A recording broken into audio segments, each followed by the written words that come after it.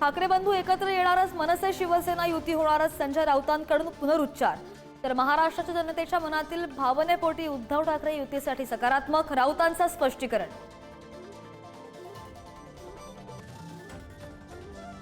Operation सिंदूर सैन्याचं एक mission नव्हे तर बदलत्या भारताचं चित्र, मन की बात मध्ये पंतप्रधान नरेंद्र मोदींचं वक्तव्य। पंतप्रधान मोदींच्या अध्यक्षतेखाली दिल्लीमध्ये एनडीएची बैठक, फडणवीस शिंदे अजितदादांची उपस्थिती। बैठकीत ऑपरेशन सिंदूरसाठी मोदींच्या अभिनंदनाचा प्रस्ताव। जपाननं मागे टाकत भारत जगामधील चौथी मोठी अर्थव्यवस्था।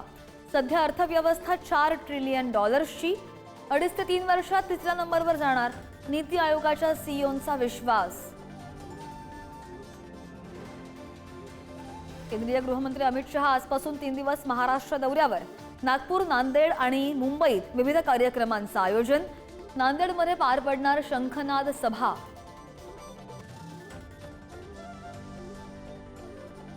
मुख्यमंत्र्यांनी ठरवल्यास छगन भुजबळ तिसरे उपमुख्यमंत्री होतील। नाशिकच्या पालकमंत्री पदावरून मंत्री गिरीश महाजन यांचा खोचक टोला।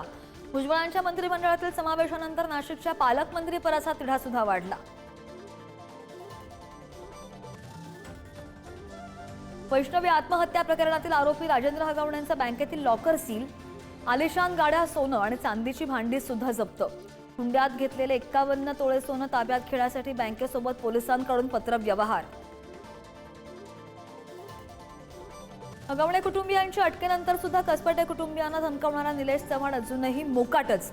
चव्हाणला कुणाचा आश्रय? नीलम गोऱ्हेंचा सवाल।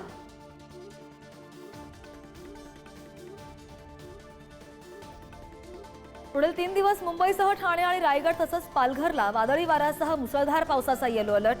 केरळमध्ये दाखल झालेला मान्सून 2 ते 3 दिवसात महाराष्ट्रात दाखल होणार। सध्या मान्सून गोव्याच्या वेशीवर। देशात कोरोनाचा धोका वाढला। देशभरात रुग्णांच्या संख्येमध्ये झपाट्याने वाढ। कर्नाटकमध्ये कोरोनाचा पहिला बळी।